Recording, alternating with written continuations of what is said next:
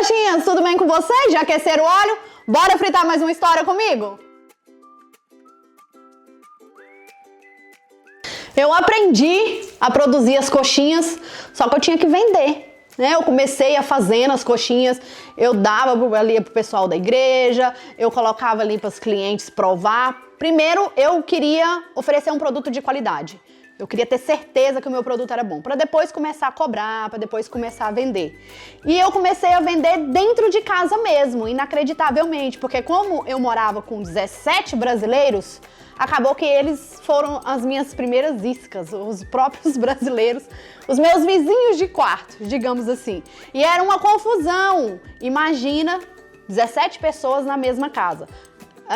Para quem vive fora, a rotina acaba sendo um pouco diferente. É um que sai mais cedo, um que sai mais tarde, né? Cada um ali nas suas funções, as suas rotinas, do trabalho.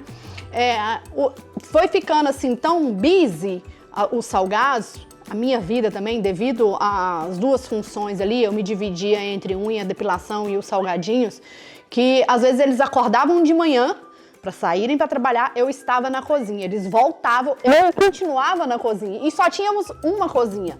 Então era uma loucura. Às vezes corria de ter alguns atritos porque eles queriam cozinhar e eu queria vender.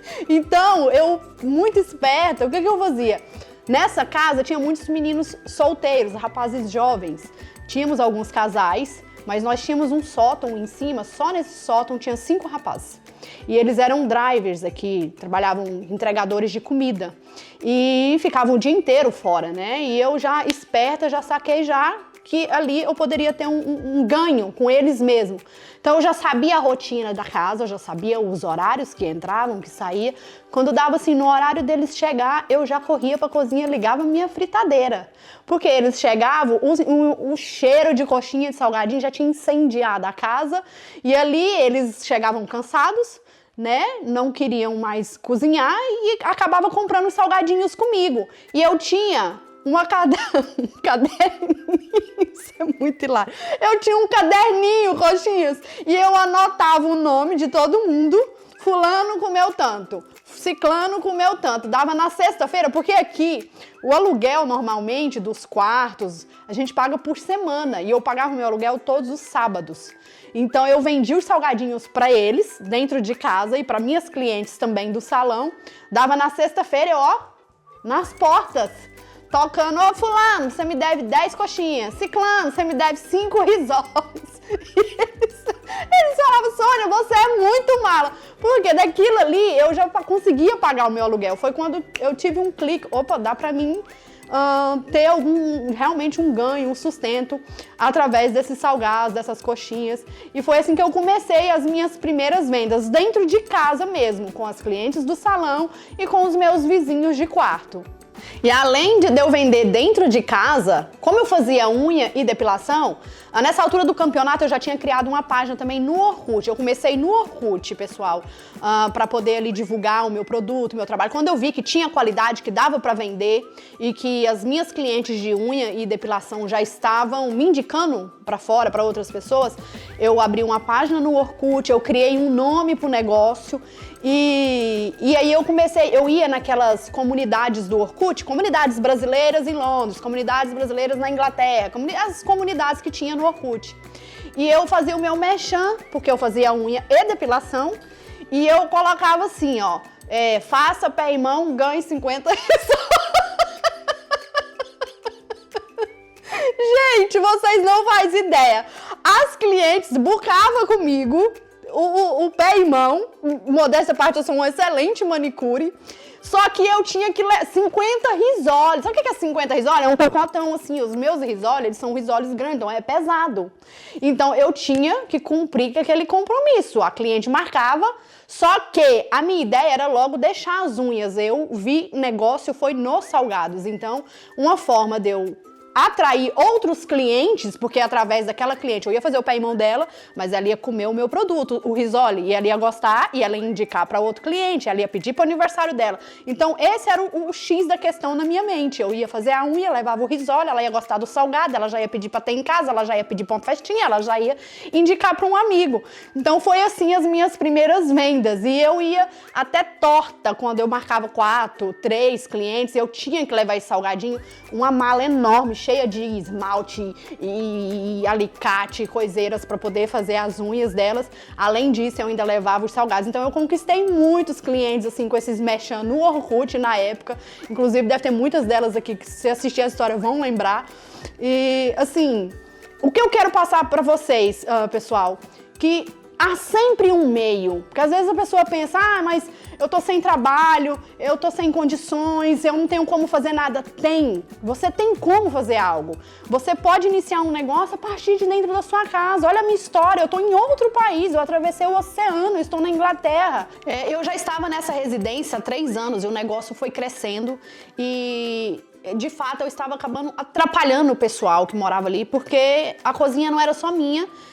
Eu pensei, não, eu preciso alugar um lugar pra mim, né? Eu preciso alugar a minha casa, porque eu morava num quarto. É super comum, coxinhas, um imigrante que vive em outro país, quando você não tem condições financeiras, você tá no início ali da sua trajetória imigratória, você vai ter que alugar um quarto e dividir casa com outros brasileiros. Então, eu já tava com 3 anos na Inglaterra, 3 anos, eu aluguei a minha própria casa, não era uma casa, era um flat de 2 quartos, mas aí já era meu, né, no meu nome. Eu fui lá na agência, eu negociei sem falar nada em inglês, detalhe. Fui lá, negociei, paguei o depósito, tínhamos 3 quartos nesse flat, e daí eu já poderia alugar 2, aí eu já não alugava mais o quarto de alguém, eu realugava 2 quartos na minha residência, o que isso já ajudava a salvar o meu aluguel, e aí já era minha cozinha, já era minha casa, eu não ia ter ninguém, tendo atrito com ninguém, porque eu estava usando o espaço de terceiros, porque quando você aluga uma casa aqui, ou não sei, qualquer outro país, que você realuga os quartos, é sua casa, suas regras. Então ali era minha casa, minhas regras. E as pessoas que moravam comigo, né, já sabiam que eu produzia salgados e que aquilo ali era minha forma de sustento, então eles entendiam. E já era diferente do outro pessoal, porque eu alugava quarto, às vezes acontecia esses atritos, deles ficar revoltados, mas a Sônia usa muito a cozinha, a Sônia tá sempre na cozinha. Então eu mudei de casa, com 3 anos de Inglaterra, aluguei meu próprio espaço. Então, coxinhas, aí eu tava ali, ó, toda empolgada, o negócio caminhando, vendendo as minhas coxinhas, né, criando ali a minha cartela de clientes, de repente, grávida. 3 anos de Inglaterra, ilegal, mal falava o hello.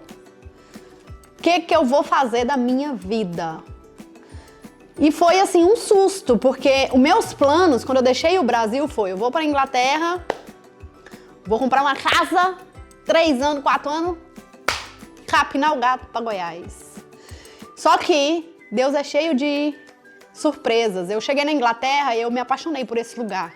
Primeiro dia que eu cheguei no aeroporto, eu me encantei com tudo, com a arquitetura, o clima. Você é de Goiás, 40, não sei quantos graus. Eu gosto do frio, do clima daqui, eu me apaixonei por tudo. Então, 3 anos de Inglaterra, eu me deparei grávida. Mais um obstáculo. Eu tinha 2 opções, coxinhas, ou eu voltava pro Brasil para voltar a morar na casa da sogra. Na época eu era casada com o pai das minhas meninas.